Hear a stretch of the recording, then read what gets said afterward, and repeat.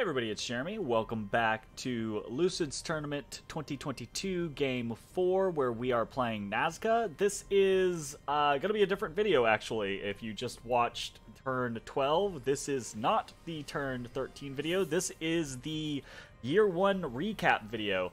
This is actually the first time that I've done recap videos like this, so this is going to be a new experience for me, kind of a new thing that I'm delving into, because I thought it would be kind of neat and interesting to collect all of this data and then present it as a kind of like overview annually, right?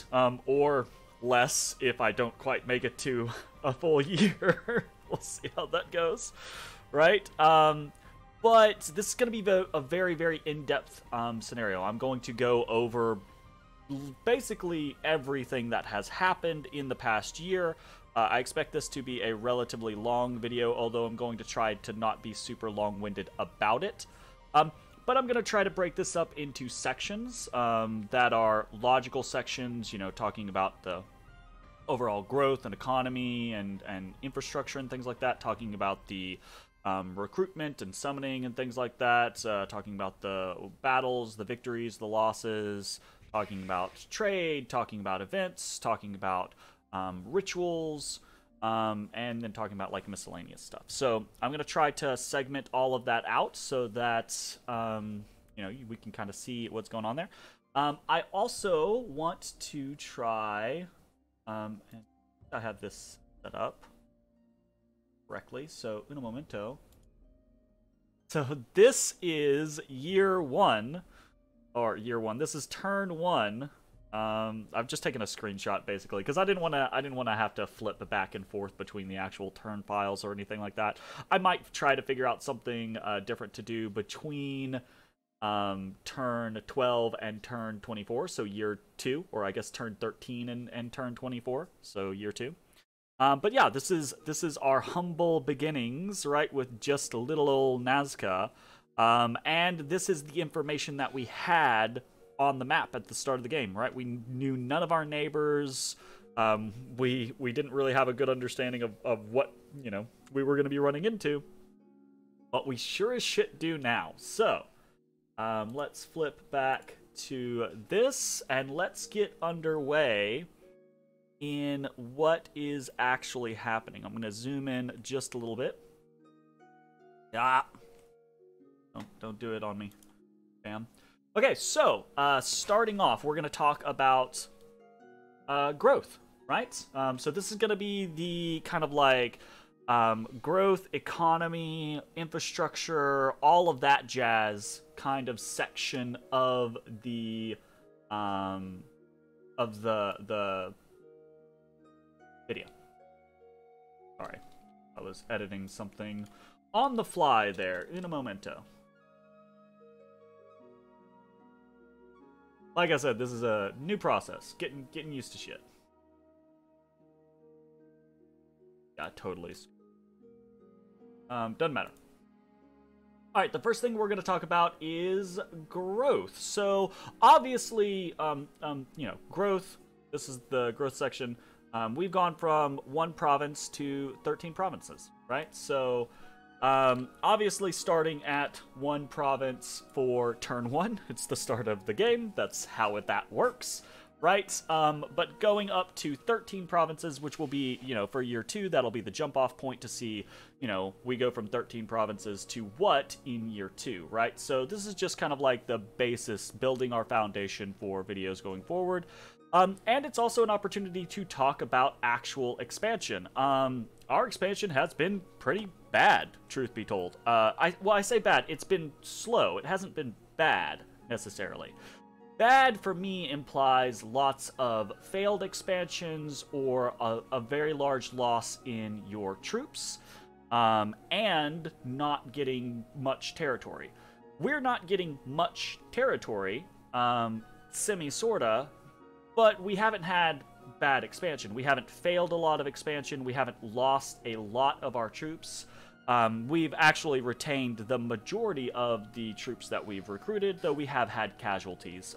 We have had attrition, but not super bad attrition or anything like that. So, from a province growth standpoint, we're not doing fantastic, but as I've talked about in the actual turn videos, the way that we've kind of carved out our situation, we have one of the 3 contested with Heim, one of the 3 contested with Agartha. We have one of the 3 contested with Yis, and it looks like we'll probably be able to get all 3 of the contested with Yis, because Yis is in conflicts already, right? And we have 2 of the 3 contested with Hinnom or Ashdod, and we're likely, I mean, it's possible that Ashdod takes this, but we're likely to take it as well, right? So 1 out of 3, 1 out of 3, 1 out of 3 with the likelihood of it being 3 out of 3, 2 out of 3 with the potential of it being 3 out of 3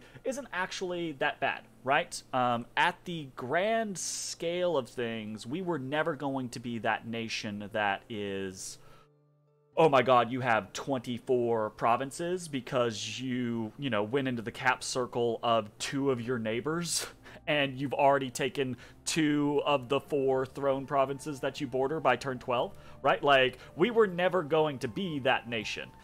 We are slower on the curve than I would have preferred, because we never, I talked about this at the beginning, right? We never ran into those good income provinces that I was hoping to get that kind of spurred my testings. So that's unfortunate, but I think at the end of the day, what we've done has been okay, right? And I think ultimately what we've done, whether we were at 15 or 16 or 17 right now, versus the 13 that we're at, I don't think is going to be super consequential in comparison to what is important, and I think that's whether or not we can defend ourselves in the coming year. If there is any aggression, which we expect there to be aggression. Okay, so that's growth, right? Province growth specifically, which I think is very interesting. Next up is income, right? So income, turn 1 income, we had 238 gold, which is pretty freaking abysmal, and that is entirely because of the very bad scales that we took, right? Turmoil 3, Sloth 3, Heat 2. These are as far away from our general good income scales as we can basically get, aside from the fact that we don't have death, right? So death would be another malice that we do not have, but we also don't have growth, so there's that as well, right? So not good, right? Not good at all. And our turn 12 income is only 766, so that has not increased very well. We've about tripled, basically, where we were at. But considering we have gone from 1 province to 13 provinces, right, tripling our income doesn't sound exactly good. Right, and that's because our multipliers are very, very low, and because we have no growth, right, we just haven't gotten anything. Now, I know some people have asked me, like, why in the world did I go growth or luck instead of growth? Why did I go luck instead of magic? Any of the combination thereof, blah, blah, blah, blah, blah, blah. And that's honestly, I think I've talked about this previously, but that's honestly because I expect to get attacked. I actually expected to get attacked prior to turn 12, but I expect to get attacked very shortly after. And in that scenario, growth 3 doesn't really provide me that much. It actually would have been, if I wanted more money, it would have been better for me to go death 3 and put my scales back to neutral, right? Because temperature scales are actually one of the best things that you can get for income right now. So it would have been better if I did that. If I wanted more money, that would have been a better route to go. But I'm kind of playing this. Or if I wanted more research, right, to hit specific goals, I could have gone for magic scales instead of drain scales. Basically, what I'm doing is I'm banking on certain concepts and luck, right? So the drain scales are the idea that I know that I know that I can hit the certain things that I need to hit, right, with the research that I'm already going to have. And I know growth isn't going to benefit me enough in the first 12 turns, so luck might get me something more. Luck might get me more gems, specifically air gems, right? Luck might get me more piles of money here or there, or it might get me random items or infrastructure to help me out, right? So that's the generalized scenario there. So income has not grown very well, and that's going to be a big pain. There's actually a legitimacy to... I think we're just going to get attacked regardless, but there's a legitimacy to players expecting a nation like this to have bad scales and then being like, oh, well, we don't really have to worry about you that very much because you're not going to scale, right? I do need to grow if I'm going to do anything in this game. If I just finished out expansion and then no one touched me ever and I never touched anyone else, I still wouldn't really amount to very much. Although Nazca scales kind of crazy, so I would be able to do some things. But because of my scales, because I don't have any growth or anything like that, I wouldn't scale very well. So actually not that scary unless I grow. So income from 238 to 766, pretty interesting. Upkeep, in the same kind of vein, from turn 1 at 21 gold to turn 12 at 172 gold. So this is actually, from a percentage-wise, not...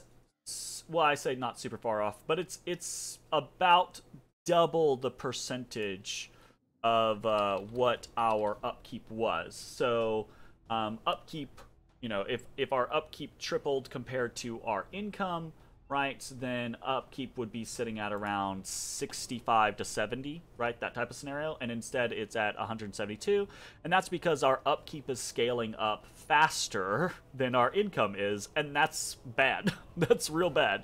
That's really unfortunate. And part of that is because we're not getting good provinces, but part of it is also because we're not, we don't have the scales for long-term successful growth, right? We're not the scaling setup, so that is a problem. And then last little thing to report no, well, not last little thing. Another thing to little report. I don't know if this is going to be useful information, but sometimes, anyways, current treasury, right? We have 300 gold in the bank. Sometimes you've got bad income, or you're a nation who has upkeep issues or doesn't have upkeep issues or what have you, right? And you might not have the most income, or you might have really bad upkeep, but you might actually have a very large treasury, right? So we're not really one of those nations, so I don't know how much use this is actually going to be. Right? But we do have 300 in the bank right now, so that's something to report, right? Next thing that I actually want to report is how much infrastructure we have going up in this year. From turn 1 to turn 12, what does our infrastructure look like? And it's not great. So right now we have a palisade going up, right? So that's one palisade, and we have... one lab that we got from an event, so it doesn't really count, right? You know? So that's pretty bad as far as infrastructure goes, and I talked about that in one of the prior turns about why we haven't invested in infrastructure yet, and that's because we think we're getting attacked really early. So investing in infrastructure when you think you're going to be attacked is relatively greedy, unless you have so much money that you can't invest it into troop creation. We had not hit that point yet. We had consistently been investing into troop creation. We have just recently hit the point to where we're making more money than we can produce in troops, making more money and getting money from events and things like that, then we can just put into troops. So we're now investing into infrastructure. So yeah, and that is basically like the growth, the how many provinces did we get, what's our income, what's our upkeep, what infrastructure have we put down. That's that section, right? So this is the kind of kingdom management section, right?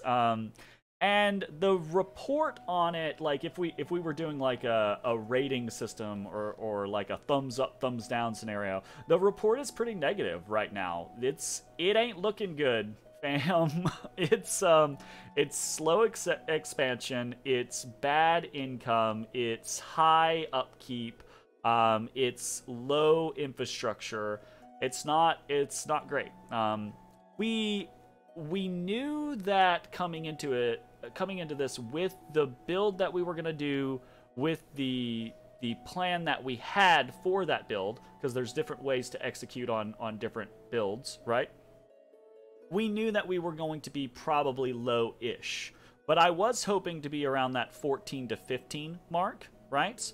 But we continuously just never felt like we had that scenario where it's like, okay, this group is now fine to not reinforce. I always kept feeling like, well, we've had enough losses, or we haven't had enough income, or what have you, that we either can't get a second force going fast enough, so we might as well reinforce the first force, or we've had enough losses to where it's not safe to not reinforce the first expansion force, right?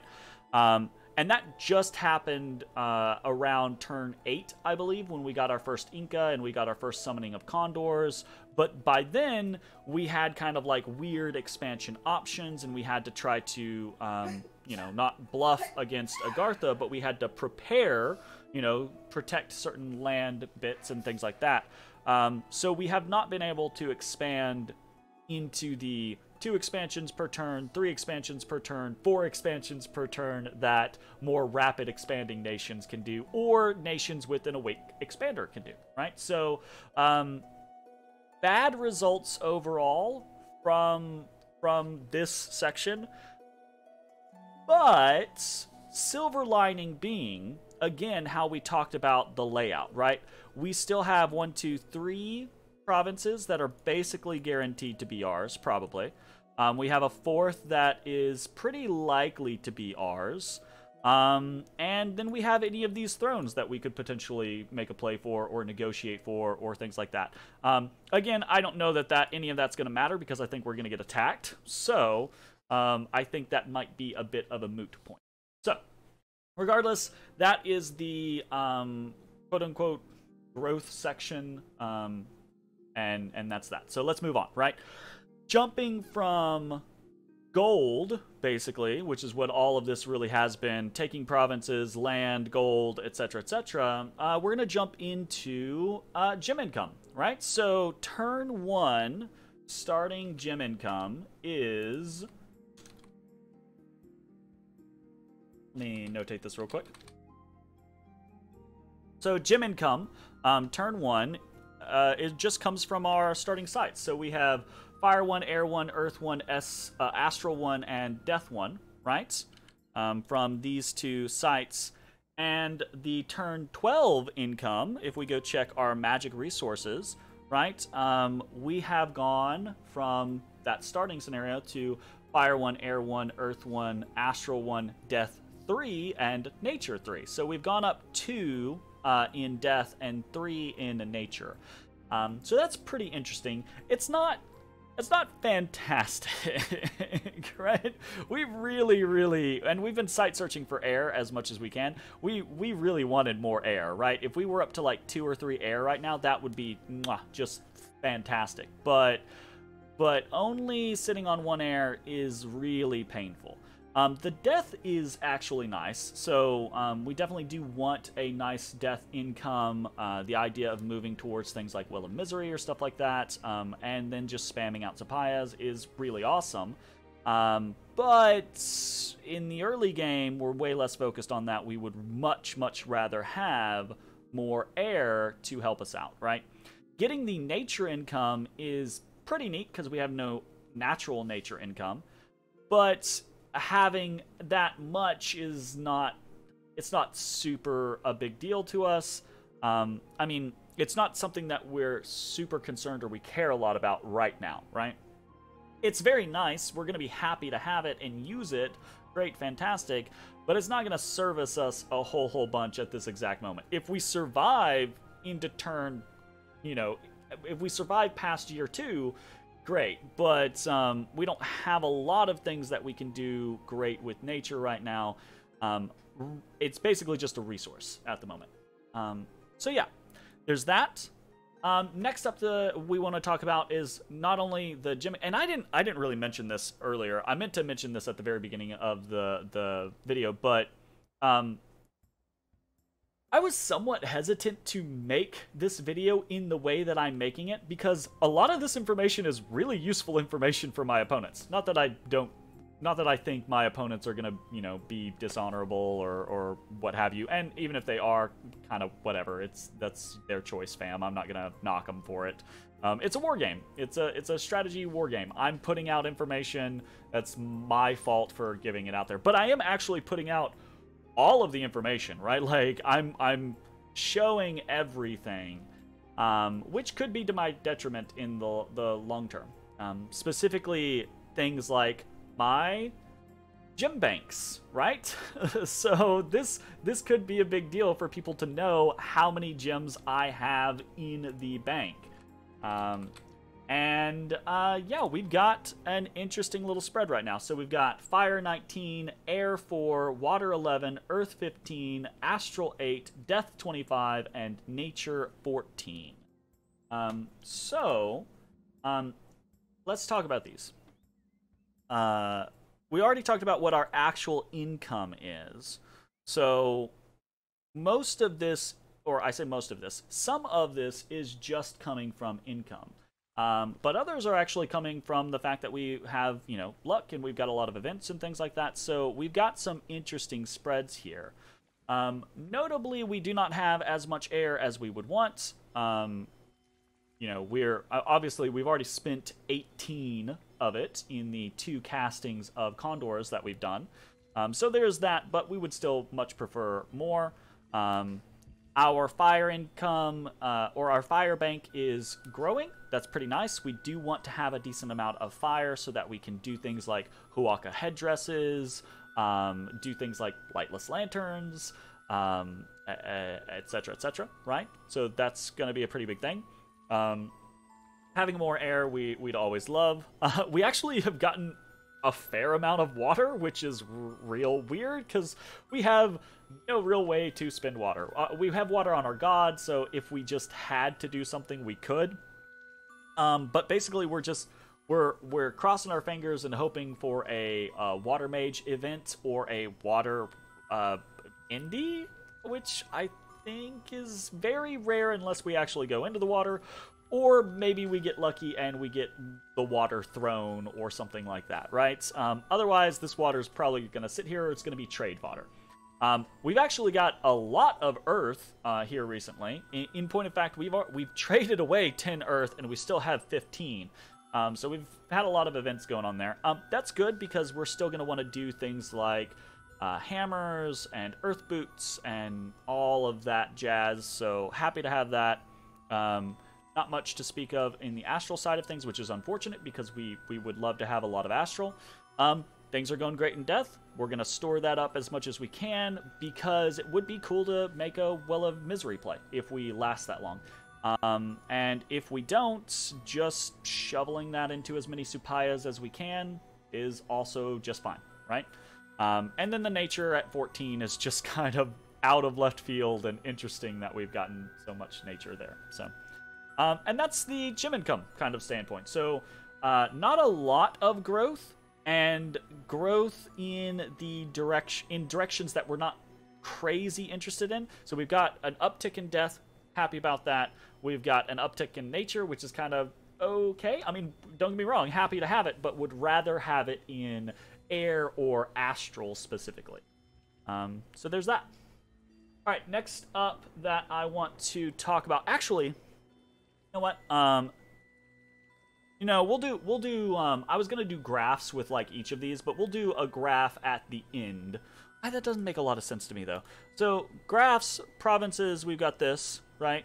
Kind of a relatively steady incline. Income, we've kind of capped out, which is not great. And we just talked about gem income, so we've got spikes going on over here. So, there's that. Next up, we're going to talk about research. So I'm actually going to go through all of the research that we've done, and then total things out. So, let me actually do this. Research, Conjuration 1, Conjuration 2, Conjuration 3, then into Evocation 1, Evocation 2, Alteration 1, for a total research of 576 points, which is interesting. I actually think, research-wise, we are probably doing okay, right? Our initial research is actually probably very good, right? I would actually say that we're probably one of the top individuals from a research standpoint for the first probably like 5 or 6 turns, because we had an awake pretender, an awake rainbow pretender that was designed to sit there and research for us. Other people they don't tend to be, one, they don't tend to have an awake researcher. 2, they don't tend to have or tend to be producing research immediately in their first couple turns. Typically, you're buying commanders or scouts or what have you, right? Leaders, when I say commanders, is what I mean. And even if you are, right, researching, you tend to be researching with researchers that are 12 to 15, right, if they're really good and you have magic scales. So 12 to 15, then you get another, then you get another. So there are people that are probably, when we hit this point in the 6 to 12 range, that are probably at that point starting to outscale us, but initially we're probably one of the highest researchers right off the bat.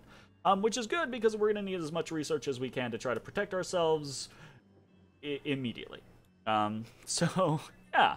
That being said, now that we've hit that 12-year mark, with the fact that the only real amount of research we're getting is coming from our Frostfather, I get a little bit here or there. That's a problem, right? Like we had that kind of like initial surge. We're gonna get outscaled on research very quickly, right? In combination with the fact that we have, drain scales, we don't have the income or infrastructure to support a whole lot of researching mages, and I'm telling you, we're going to get attacked. It's going to happen. We're going to get attacked, and then all thoughts of research, maybe not all thoughts of research, because we might be like, oh, we really need this research, right? But most thoughts of research are going to go out the window, because we're going to have to defend ourselves and use our mages to defend ourselves. So there's that. And that is the research section. So pretty interesting stuff. Not bad as far as research goes, but it's definitely going to taper off sooner rather than later. Okay. Next up, we have Recruitment. So this is going to be kind of an interesting situation. I'm going to break this in, because Nazca is a little special. A lot of nations are special like this, but Nazca is a little special in that it has kind of some unique recruitment or military unit options. So we're going to break this into 2 different sections. We're going to do just straight up recruitment, things that we're recruiting for gold. And then we're going to have a section where we do the Nazca special military, okay? So yeah, first off, recruitment. Boom. Commanders.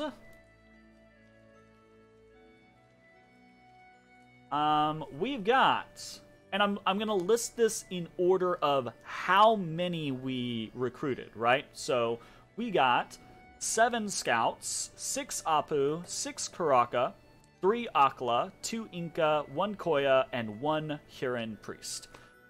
So that is pretty heavily weighted towards the base commander and scout side of things, which I think is relatively typical for a lot of nations in the early game, right? You gotta get leaders out there to ferry your troops around. You gotta get scouts out there to kind of try to see what's around you, though not all people want to invest in that type of stuff. And as far as like actual recruitment goes, considering the fact that we have what is that? 3 slow to recruits in there. We have 2 Incas and a Koya, which technically we just started the Koya this turn, so we're gonna have to do another turn of Koya, right? That's a lot of cap recruitment taken up there, right? So we're doing okay as far as recruitment goes. We don't have any big gaps, I think, in our commander recruitment, so we should be fine, right? Units. This is, I think, pretty interesting. So, you let me type this out real quick. Units. We've got 52 Alcac Spearmen, 49 Condor Warriors, 25 Heavy Infantry, 7 Haten Runa that were actually recruited, and yeah. Oh, I messed up. Sorry. Those are the units, but I'm gonna edit this on my sheet. There was also in the commanders, there's a Pakwo of the Mountain Spirits to report up there. So, anyways, so yeah, this is actually pretty interesting from a recruitment standpoint. It had been Condor Warriors that were out in front for the vast majority of the game, but just in the last couple turns, because we've gotten our cap circle and we have more resources, etc., etc. We've started to catch up in the production of Alcac Spearmen because we're producing about double the amount each turn now, in comparison. So, recruitment-wise, I think we're doing fine, right? I think that some people probably would have prioritized doing either Spearmen or Haten Runa in the beginning instead of Condor Warriors, and probably gone for Apus instead of the spread that I went for, which I think is perfectly fine. I think, generally speaking, I probably have maybe 10 or 20 more Condor Warriors now because of the production options that I chose, compared to how some people would, but they would probably have better expansion.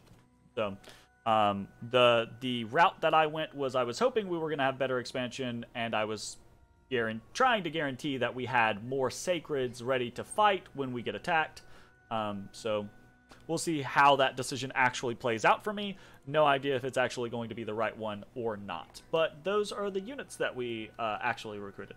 Other thing that I'm going to put up here, and this is probably not going to be something that I have to report on very much, but Mercenaries. We spent 210 gold on Blackbone's Pirates, right? I don't do a lot of Mercenaries.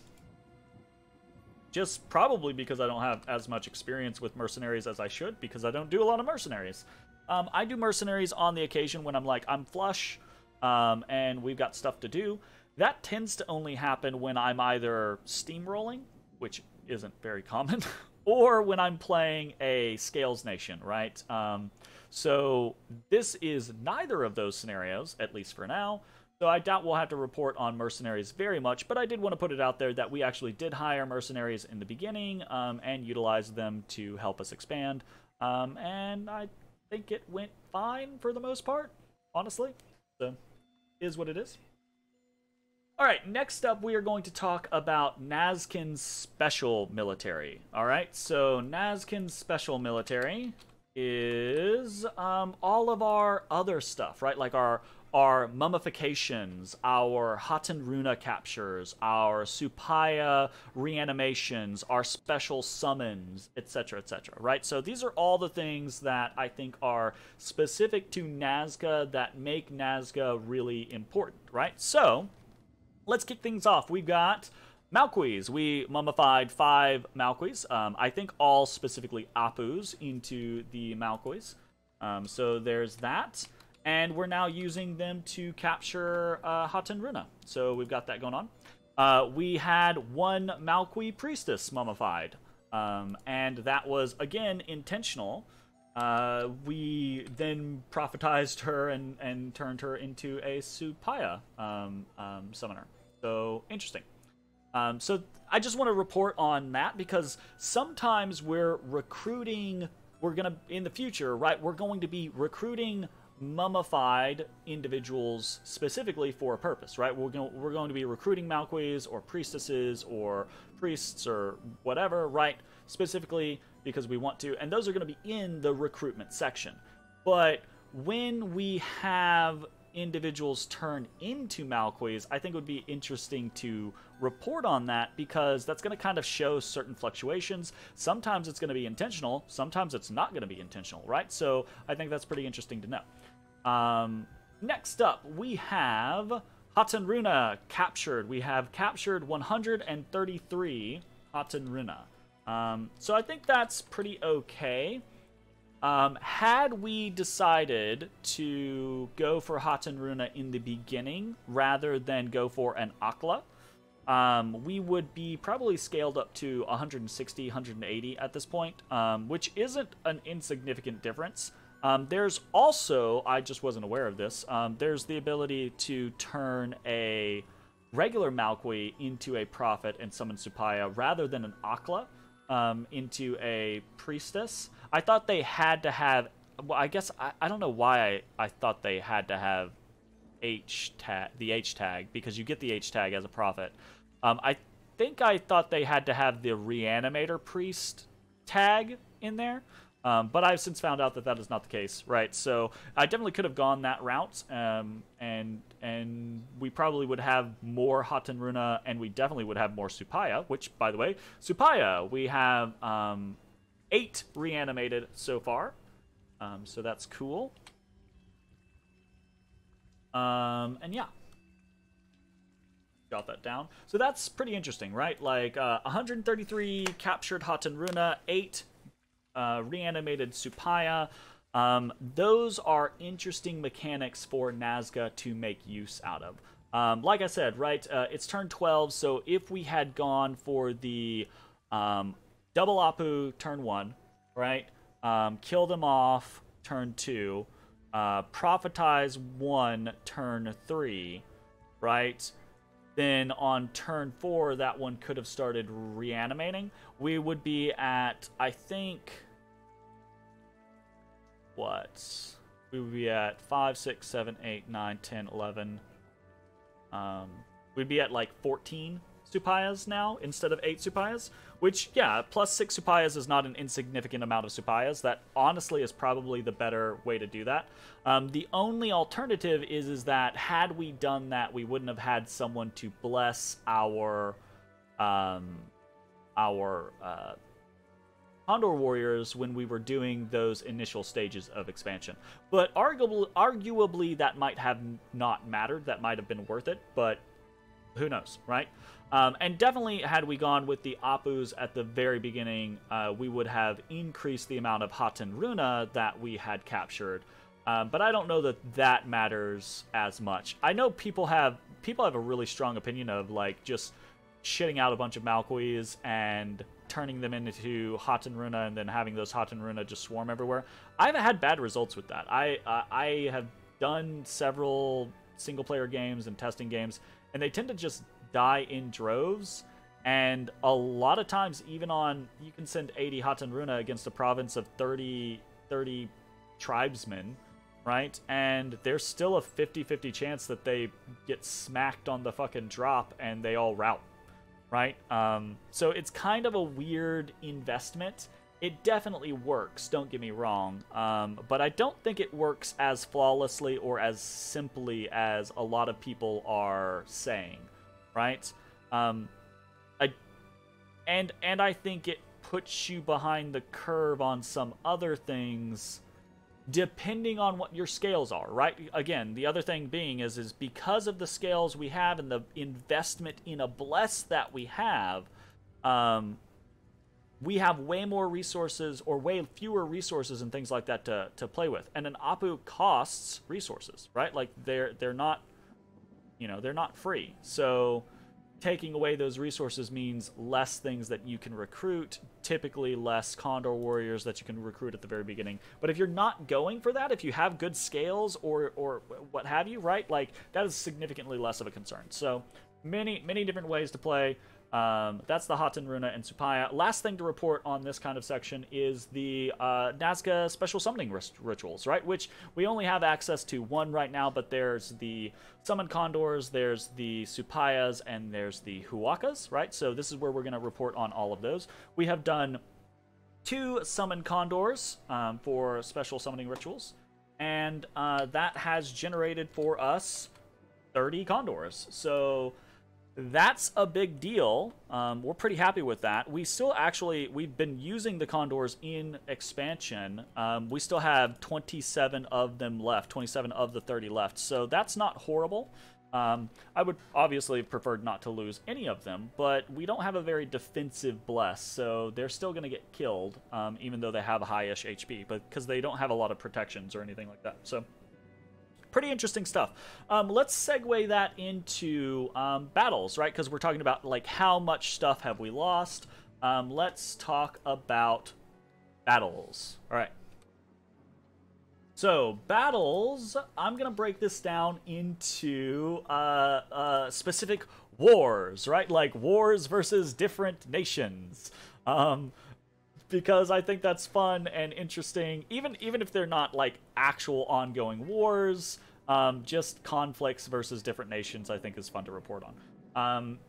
And in this particular case, the big report is going to be the war versus the Indies. So we actually have, I'm going to break this down into wins, losses, and pings, right? Because there's not everything is a win or a loss, right? We could report all of the investigatory options as losses, but I think that would be misrepresenting what is going on, especially against players, right?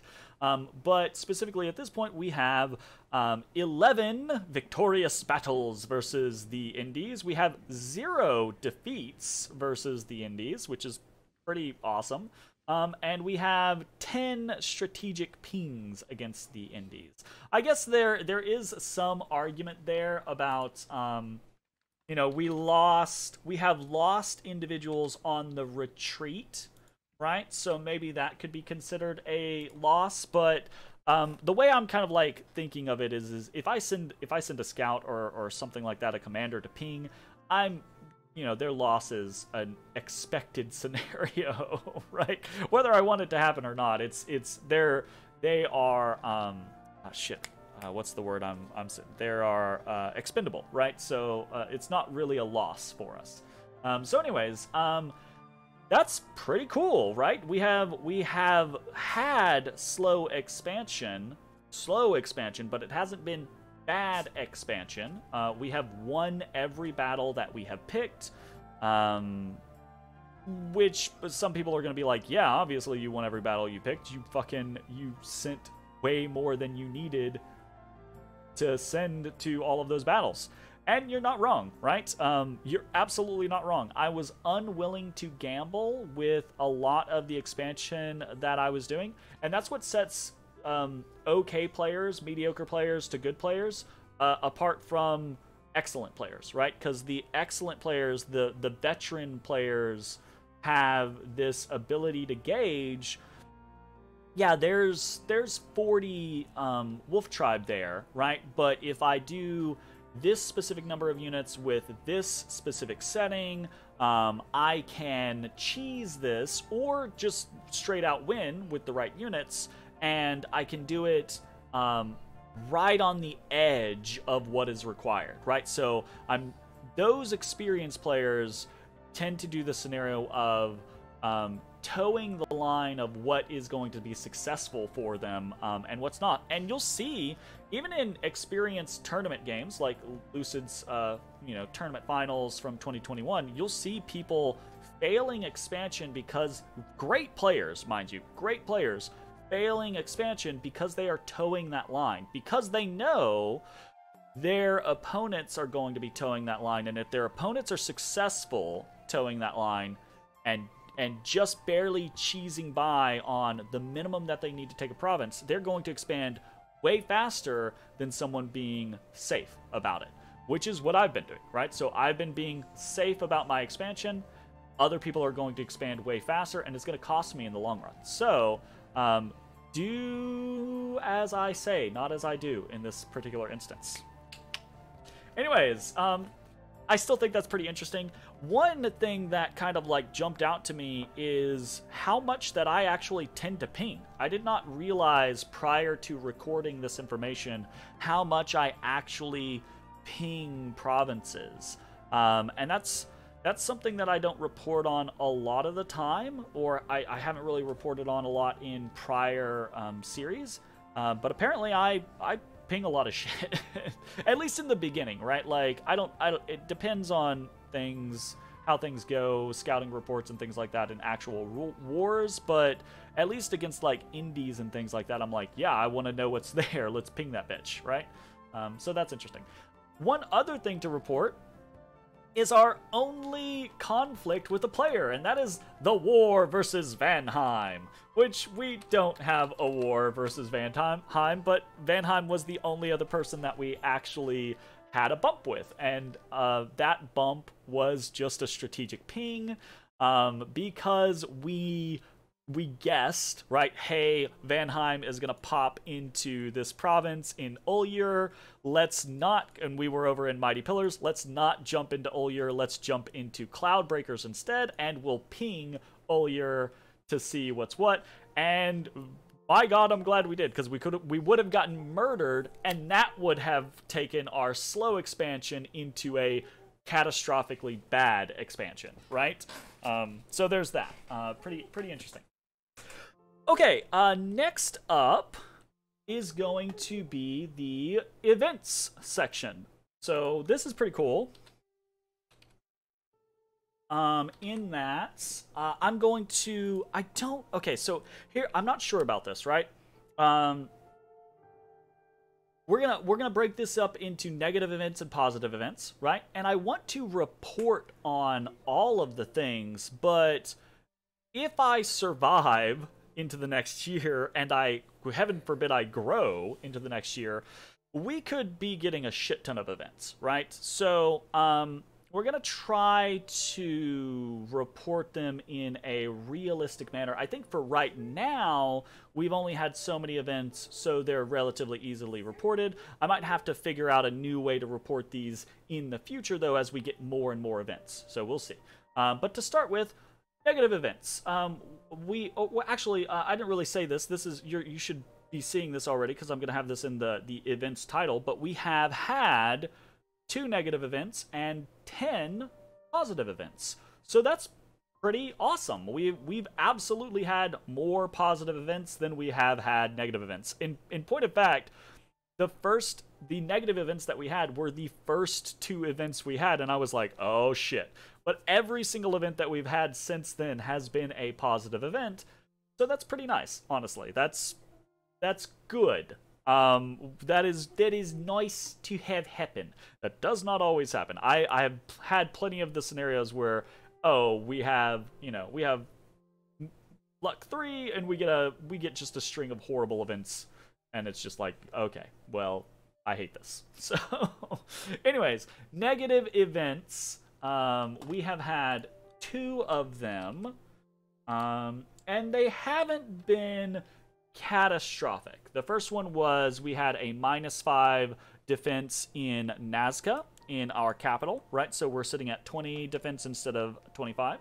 That is a little annoying. That is, you know, it's unlikely to make the difference if we look, right? We're only gaining a bit of defense, and none of it's really great defense. So it's probably fine. Also, can we talk about how horrible Nazcan province defense is? It's really bad. It's really, really bad. Actually, I feel like we could make a whole video about province defense and how some nations have just phenomenally good province defense, and other nations have fucking horrible province defense, and I don't understand why. I get that it's like it's a balance point, but like it can be a frustrating balance point because some people's province defense is inconsequential, right? And other people's province defense can actually smack you in your face. It's really interesting. Anyways, other event that we had was in Bara. We had a +42 Unrest event. Very early on in the game, Bara was the first province that we took. It was not a good income province, but because right when we got it, we had a +42 Unrest event, it cut the income dramatically, and that has hurt us ever since. Now we're using it as our Hatenruna capture location, so the Unrest is fluctuating all over the point, but at that point that was really, really kind of annoying, right?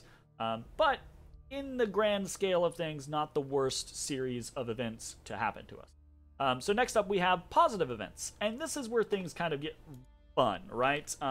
We get some interesting positive events.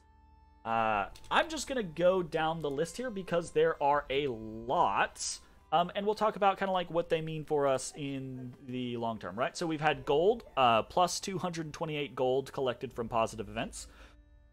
We have had 7 fire gems, 1 air gem, 11 water gems, 12 earth gems, 4 astral gems, 9 death gems, and 5 nature gems. We've had 1 lab, right? That's pretty cool. We've gotten a Scepter of Authority, which is neat, but not, you know, a big deal. We've had a werewolf join us, which is cool. And then we have foreseen an event for evocation rituals, which is kind of whatever, right? But that's pretty interesting. In the grand scale, most of these events are not that big of a deal, except for the gold and the gem income, right? So let's talk about this in these kind of like subsets of income and then kind of like other stuff, right? So 228 gold is nice, but that is not a big chunk of change like we would have hoped, right? Getting anything I think in the 500 to 1,000 range is really, really nice in your first year if you have luck 3, right? Getting 500 to 1,000 in your first year, or getting a total of 500 to 1,000 in your first year through a series of multiple events is really, really nice, and it kind of makes it feel as if luck has paid off for itself, right? Because you can do a lot of stuff with 500 to 1,000 gold in your first year. That's basically it's a free fort, right, that you're putting up. We haven't gotten that, but we have gotten some gold, so it's nice, but it's not as nice as it could have been. Gem income, we've actually gotten a lot of gems from our events this year. Pretty fantastic amount. Like, I didn't total this up, but I mean, I guess we could do quick maths here. Where is my calculator?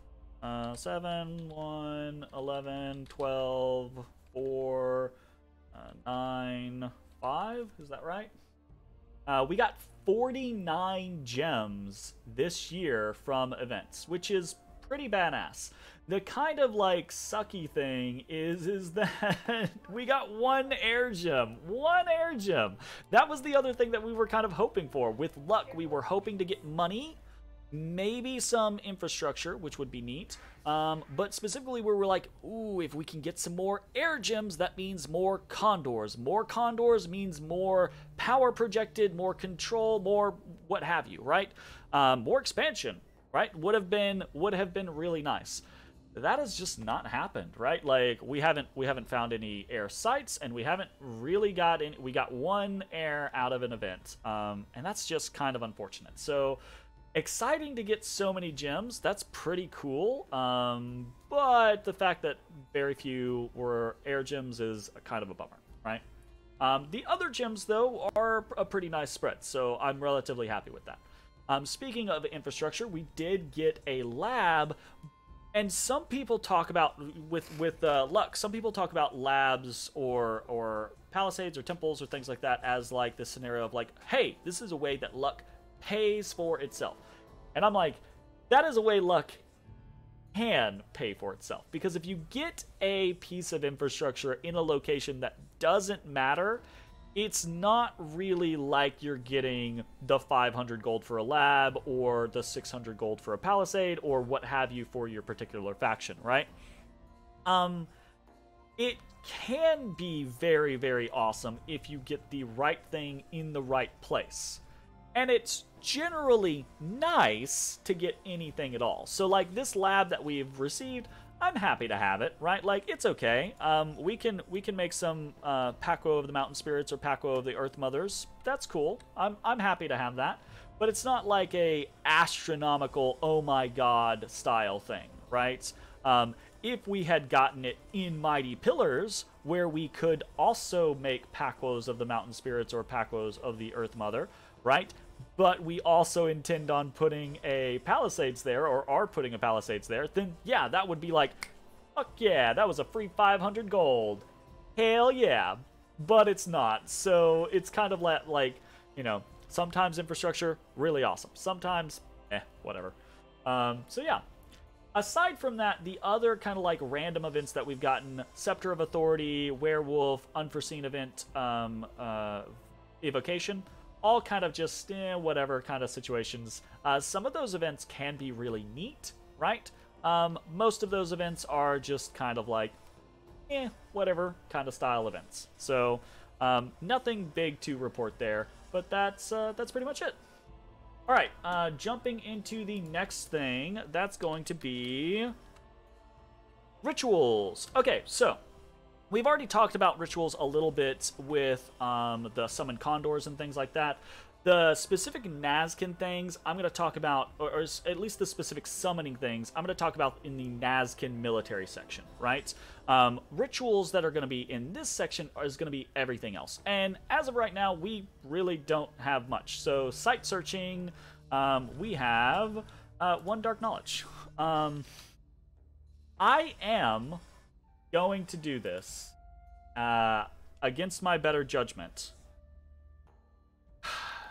because I know it's going to hurt me to do this. But I'm going to report on the all of the site searching that I do. I'm going to report on all of the rituals that I do, and their successes or failures if they have the ability to succeed or fail, right? So, for example, in this, we've done 1 dark knowledge, and it has been a success, right? We found a Well of Pestilence. That is a +1 death gem site. That is a success, right? So that is cool. Probably over the course of the next year, we're going to see way more site searches, and I'm going to break down how many successes, how many failures. I'm probably not going to total out the gems that we use for that type of stuff, because you can extrapolate from there if you want, right? Like, if you know that I've done 13 dark knowledges, you can multiply by the amount of dark knowledges that we, etc., right?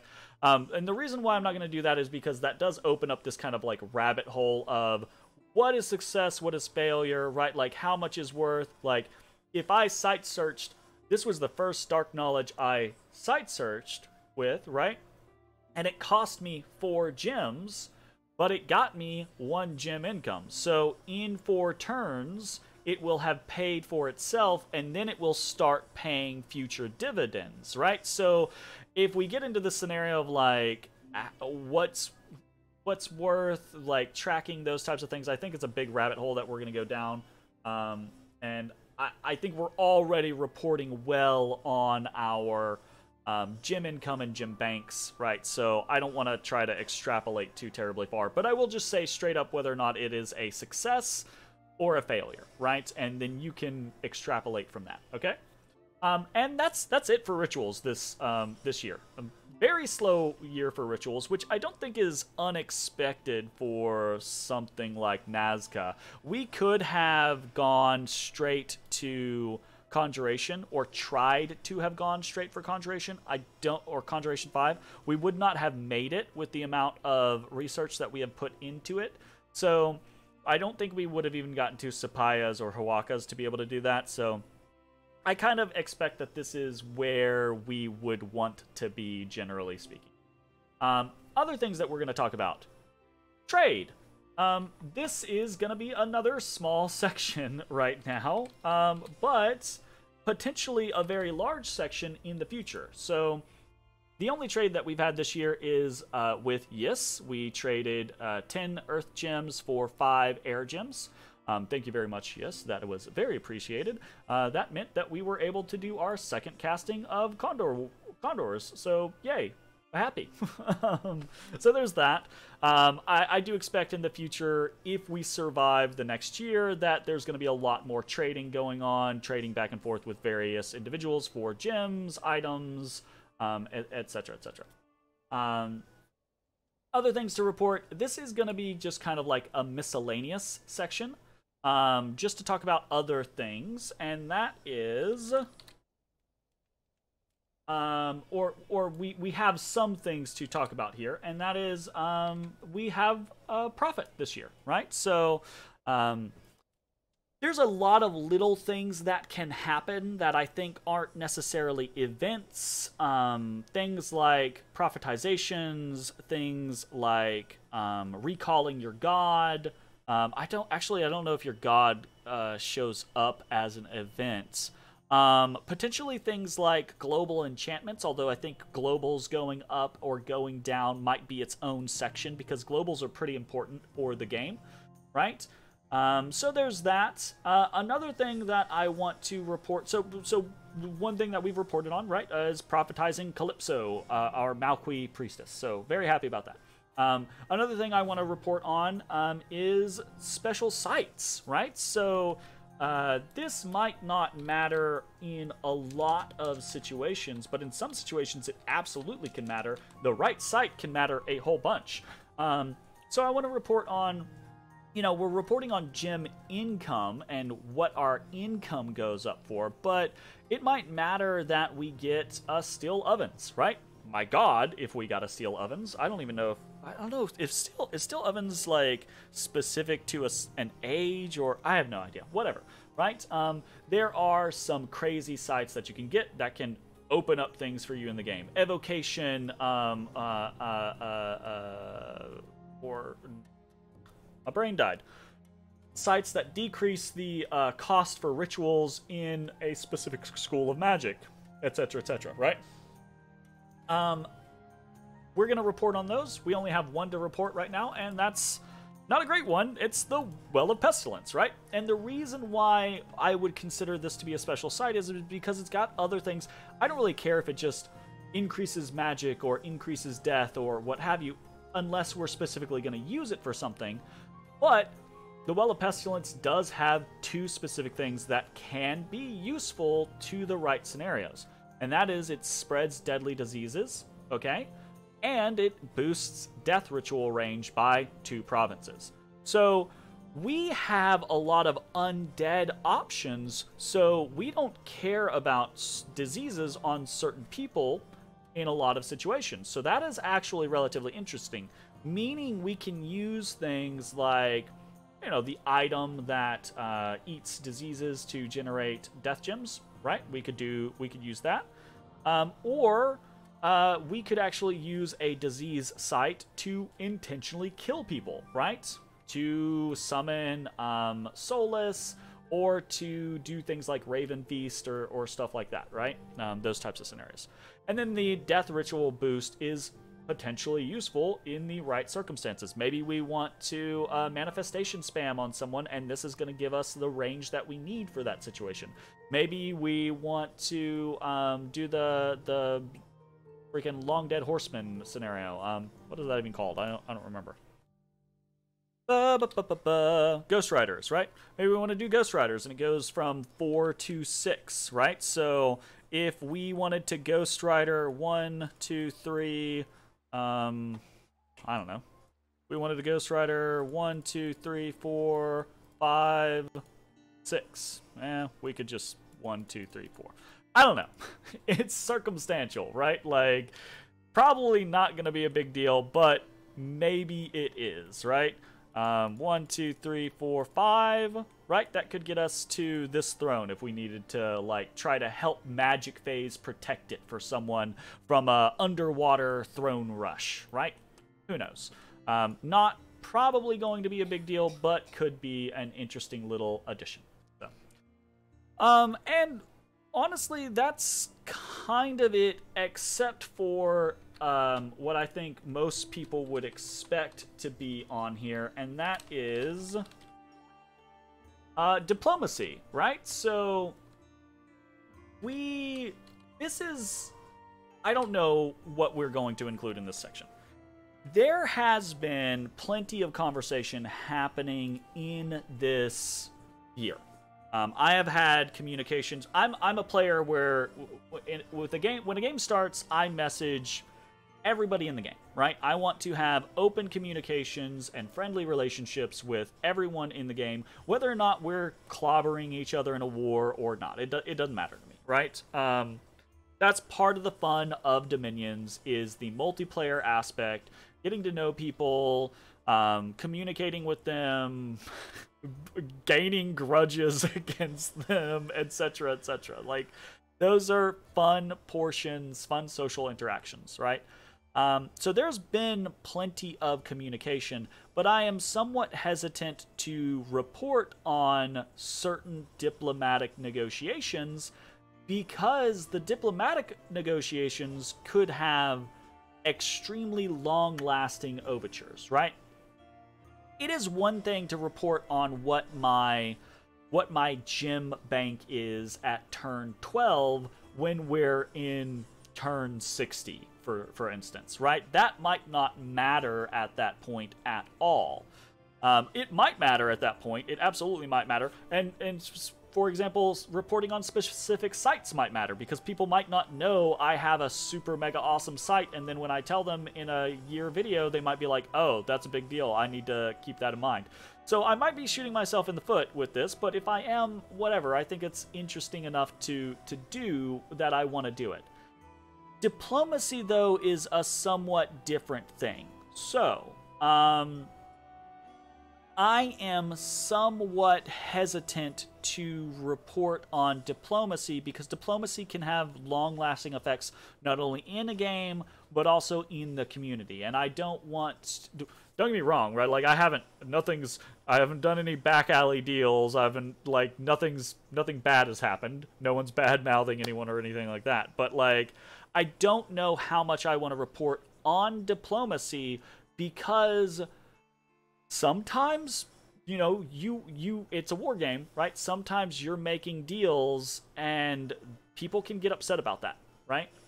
So, that being said, there isn't actually any diplomacy that I'm going to report on for this year because actually not a lot has been set in stone. That being said, I think we're right on the cusp because I'm pretty sure Yis and I are going to establish a nap, but that's going to be like turn 13, so that will technically, I think, be in year 2, and I think I'm going to try to get a nap from Heim, which will also be in turn 2 if that goes through. So, you know, there are things in the works, there are conversations happening, but right now, for reportable stuff, it's a big-ass goose egg for diplomacy.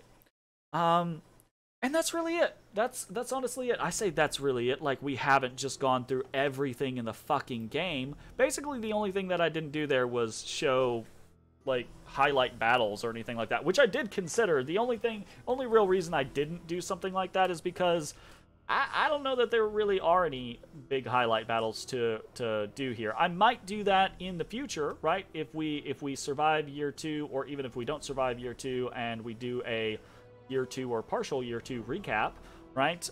Maybe I'll do highlights in the battle sections. I'll be like, this was the coolest victory in year 2. This was the most horrendous loss in year 2, right? Maybe we'll do something like that. I don't know. This is, I think, a really interesting style of video to do. I have never done... This is the denouement, by the way. Welcome to the end. I have never done a recap video like this. This is not dissimilar to how I do turns, but this is kind of an overarching above and beyond comparatively. So, I would love some feedback on whether or not people think that this is interesting, whether or not people think that this information is presented in a useful way. And yeah, flame me for playing Nazca incorrectly and poorly, I guess, is the last thing. I'm really looking forward to seeing how the rest of this game turns out, so I hope you enjoyed. Thanks for watching. We'll see you next time. Bye-bye, everybody. Hey, everybody. Thanks for watching. If you enjoyed the video, consider leaving a like, commenting, or subscribing. It really helps me out. If you'd like to see me live, head over to my Twitch at twitch.tv/thedistanthorizon.